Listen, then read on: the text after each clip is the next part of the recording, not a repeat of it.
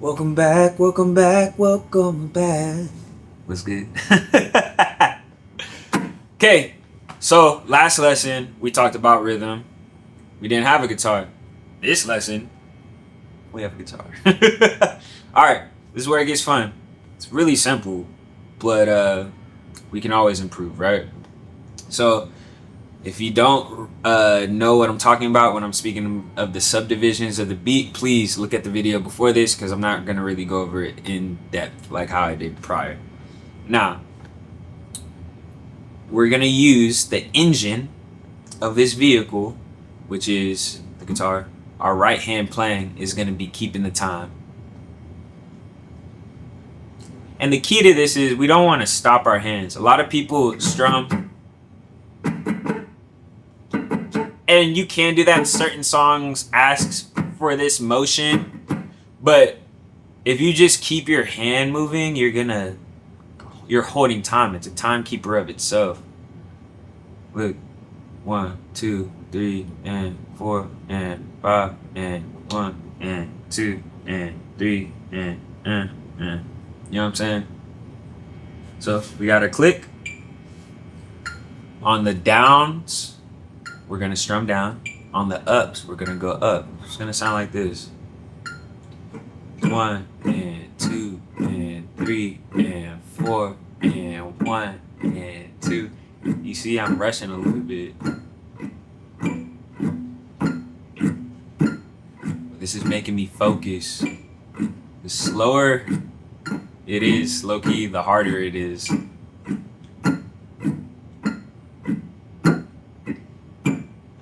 Now, let's say the song is faster, you want to do double time. The same principle applies, you just do it twice as fast. So the 1 and 2 and 3 and 4 and 1E and a 2E and a 3E and a 4E and a 1E and a 2E and a 3E and a 4E and a 1E and a 2E and a 3E and a 4E and a 1E and a 2E and we're not playing any notes right now. We're just focusing on our right hand. Here we go. 1E and a 2E and a 3E and a 4E and a 1E and a 2E and a 3E and a 4E and it's hard to hold the time because we're subdividing those downbeats. 1E and a 2E and a 3E and a 4E and a just practicing this alone is going to help you line and tighten up this rhythm. Now, when we're playing an actual song, very rarely are we just the whole time. But there's certain notes that are played, like this for instance. It would be like,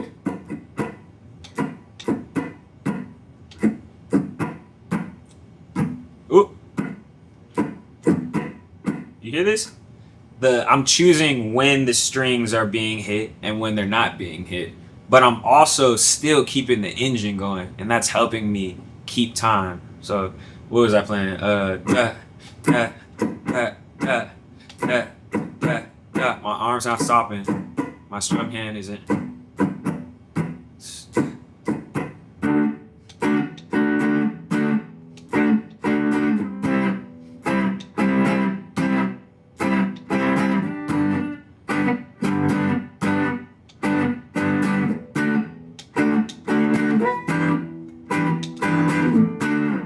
You see?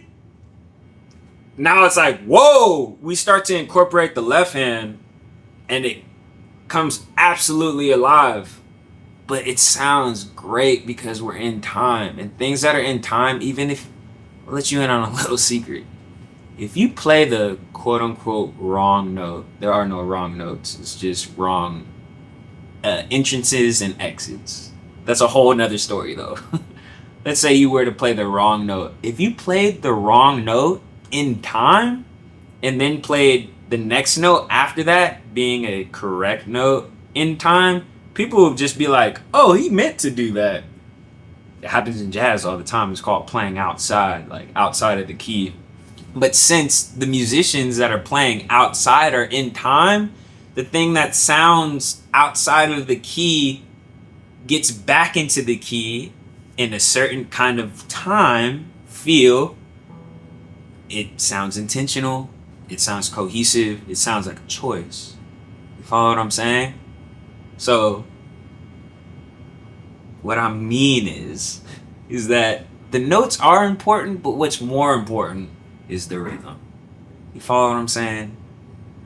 And we can do those exercises that we did earlier at the end of the first video talking about rhythm. The 1, 2, 3, 4, 1 and 2 and 3 and 4. And let me do it with the metronome. Always play with the metronome. So we'll just do quarter notes. 1, 2, 3, 4. 1, 2, 3, 4. Let's do eighth notes. 1 and 2 and 3 and 4 and 1 and 2.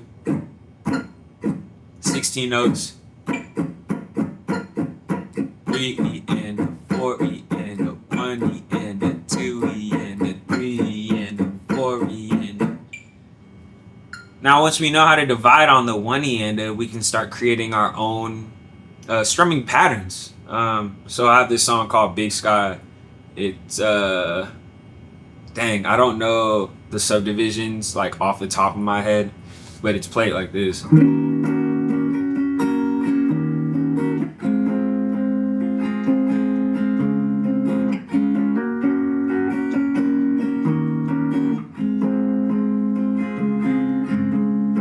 So da da da da da da da da da da da da da da da. Actually, this is a great exercise because the strumming pattern itself is pretty annoying when you're trying to like sing over the top of it, because it's not just a very straightforward strumming pattern. I have a tendency to write things that on the ears sound pretty like simple or easy, but then when you start to get under the hood, you're like, wait, hold up. This is actually a little complex, kind of. This isn't the most complex thing in the world, but it definitely does have a specific kind of feel. 1, 2, 3, 4.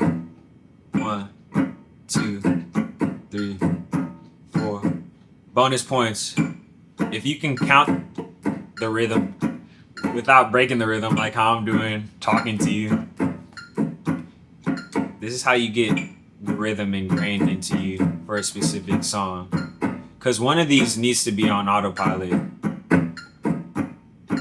which I hope is a guitar playing, so you can actually perform and sing. So one of these needs to be on autopilot, and counting with your playing 1, 2, 3, 4 is an example of that. Because now I'm focused on counting 3, 4, or talking to you, and my body is doing the thing that it's been trained to do. You feel what I'm saying? That's a little bonus treat for you. Till next time. Peace.